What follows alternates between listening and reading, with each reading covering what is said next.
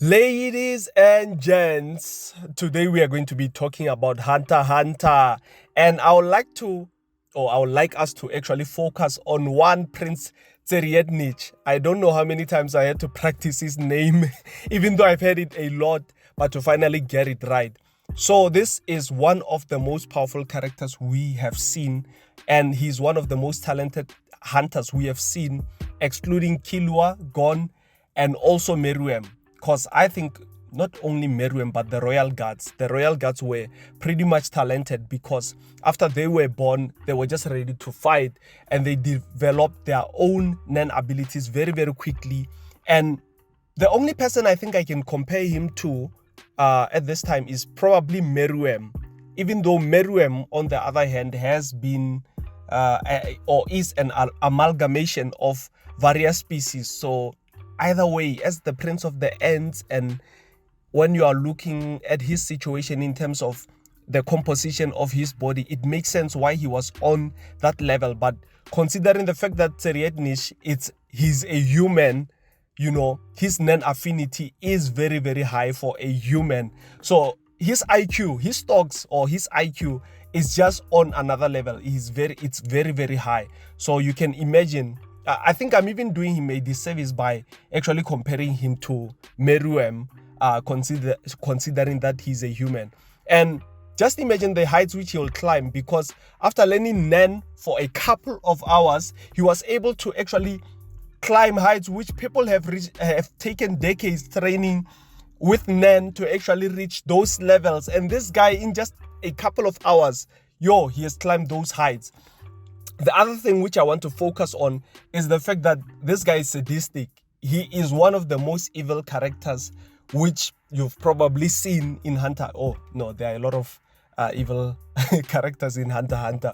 But he's there in the pecking order. He's high up there. So yeah, let's talk about his Nen Beast. His Nen Beast, on the other hand, it doesn't have to actually be activated for it to actually do whatever it wants to do, whether it's protecting him or whether it wants to do something to you. It just activates on its own. It's a passive skill, not an active skill. So he doesn't have to send signals. It just reacts. So yeah, just look at this guy, his personality, his IQ for Nen, and the fact that he has a Nen Beast which acts automatically, besides what he can actually do on his own, the active skills which he has. I mean, he has a Zetsu, which when he's doing Zetsu, like closing his Nen nodes and just being in a calm state, he's able to see parallel futures or see a couple of seconds into the future, which enables him to change the future into whatever he might desire. So it's a little bit difficult viewing how this guy might lose, especially the fact that he's continuing to get much more stronger. So what's gonna happen actually? Oh, by the way, before I get ahead of myself, this guy is also a specialist. So his arsenal is very, very broad and very rich. I don't know why I'm saying very rich, but it's very, very broad, you can imagine. Considering this thing of parallel futures, there is also something called a 10-second barrier, whereby the more you can actually sprint for less than 10 seconds improves the quickness or the fastness which you can actually enter a state of Zetsu. So you can imagine Tserriednich has actually embarked on this journey of being able to break that barrier. So you can imagine the faster he can go into Zetsu, the more the parallel future ability can become more effective. So you can imagine, guys. Oh, by the way, currently where Hunter x Hunter is, Tserriednich has actually been able to run that 100 meters in about 3.5 seconds. So you can imagine the amount of time which he's able to enter complete Zetsu. It's ridiculous. Even I don't think it's easy for anyone to actually reach this amount of time, especially with the training which he got. Some might never even reach it, even if they've trained a lot. So yeah, this guy's a beast.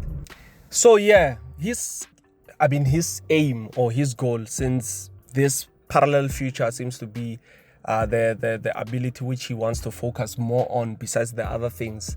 He wants to reach a state of Zetsu in about 1 second. So he's going to have to be able to run about 100 meters in 1 second. In 1 second. I think it's possible, and I think some of the stronger characters are able to enter the state of Zetsu in 1 second, but they would have taken a lot of years in training before they were able to do that. So you can, this guy, like I'm saying, you can imagine how talented he is. Now imagine if this guy is able to actually achieve this state of complete Zetsu in less than a second, maybe a millisecond. So he will be able to see 10 seconds into the future without, without taking a lot of time trying to enter a state of complete Zetsu. It's just scary and ridiculous. By the way, before this guy actually changes the future, you are actually going to be experiencing the future which was supposed to exist before he can actually change it. So it can actually get you disoriented when you're actually fighting him. So just imagine you are behaving in a certain way, you kill him, and out of nowhere he reappears somewhere else. You'll think, you wouldn't think it's even parallel future. You'll just think maybe he's dematerializing himself or something, especially if you really actually see him just die. So yeah, like one thing which I do want to mention is the fact that Gon and Killua are also as talented as Tserriednich. The only key difference is Gon and Killua were handed Nen on a silver platter.